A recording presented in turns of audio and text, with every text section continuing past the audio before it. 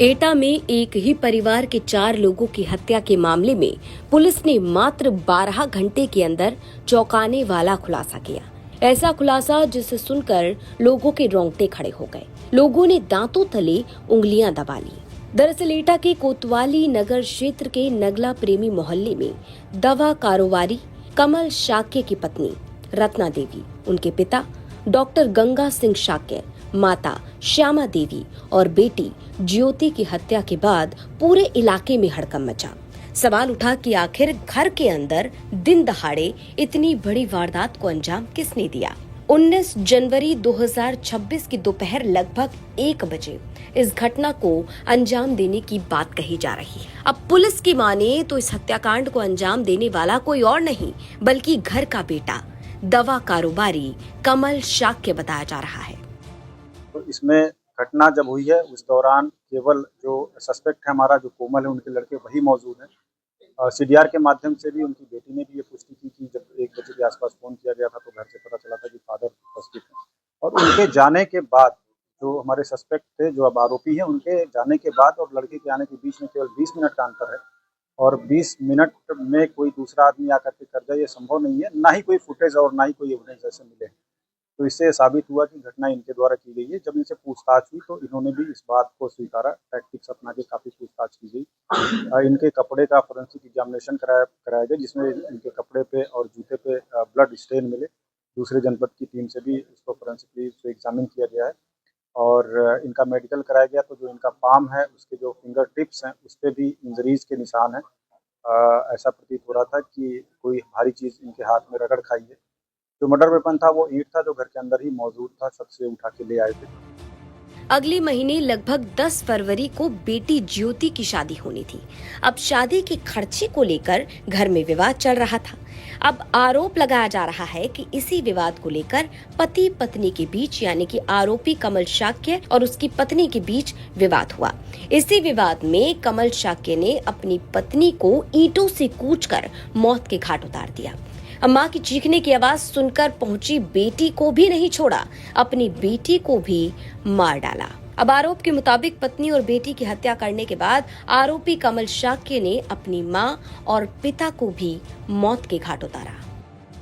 इनकी एक बेटी की शादी तय हुई थी जिसके पैसे के इंतजाम करने थे इनको और इनके द्वारा ये बताया गया कि कुछ पैसों के इंतजाम कर भी लिए थे इनके द्वारा, लेकिन वो 2-3 दिन डिले हुआ और जब ये खाना खाने गए तो इनकी पत्नी द्वारा फिर से पूछताछ की गई कि पैसे आपने दिए कि नहीं दिए, खाते में डाले कि नहीं डाले। तो इस चीज़ को लेकर के कि अभी नहीं डाल पाए, हम नंबर मांग रहे हैं, ऐसा करके हॉट टॉक हुआ और इनका कहना है कि इनकी पत्नी के द्वारा कुछ इनको कड़े शब्द यूज किए गए, अभद्र चीज़ें ऐसी यूज की गई जिससे ये आवेशित हो गए। एक तरह का इन्होंने बताया कि ये सडन प्रोवोकेशन में आ गए और इन्होंने वहाँ गाली गलौज की, उसके गले को पकड़ के खींच लिया। उस समय इनकी बेटी भी दूसरे कमरे में मौजूद थी, वो भी आई। लड़ाई झगड़े की स्थिति उत्पन्न हो गई, दोनों को इन्होंने गिरा दिया था। फिर ये छत पे आराम से चले गए टहलते हुए और ईंट लेकर के आए और एकाएक इन्होंने 2-2, 3-3 ईंट मार दी।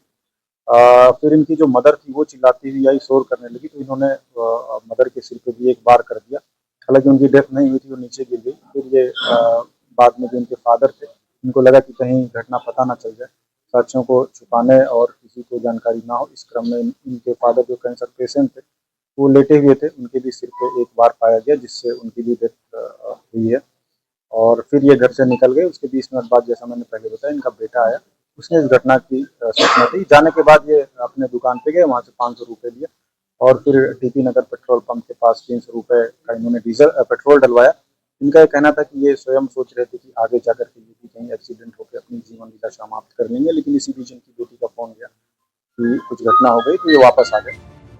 तो पुलिस की जांच में खुलासा हुआ कि आरोपी दोपहर तकरीबन 12:55 पर घर में दाखिल होता है और सीसीटीवी कैमरे में साफ दिखाई देता है कि आरोपी बाइक से घर पहुंचता है और लगभग 1 से सवा घंटे के बाद वो घर से निकलता है।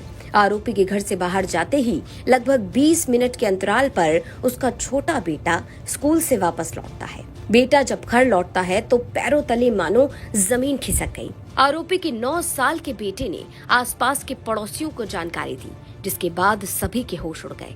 समझ नहीं आया कि आखिर दिन दहाड़े घर के अंदर दोपहर के समय में इतने बड़े हत्याकांड को अंजाम किसने दिया। न चीखने की आवाज आई, न चिल्लाने की आवाज आई, न कोई छीना झपटी की आवाज आई। इतना बड़ा जघन्य अपराध खुलेआम दिन दहाड़े हो गया।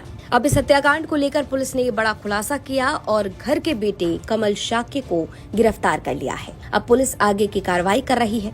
वहीं पुलिस की माने तो आरोपी के कपड़े और उसके जूतों पर खून के धब्बे भी बरामद हुए हैं। पुलिस का दावा है कि आरोपी ने पूछताछ में अपने जुर्म को कबूल कर लिया है। एटा से देवेश पाल सिंह की रिपोर्ट, यूपी तक।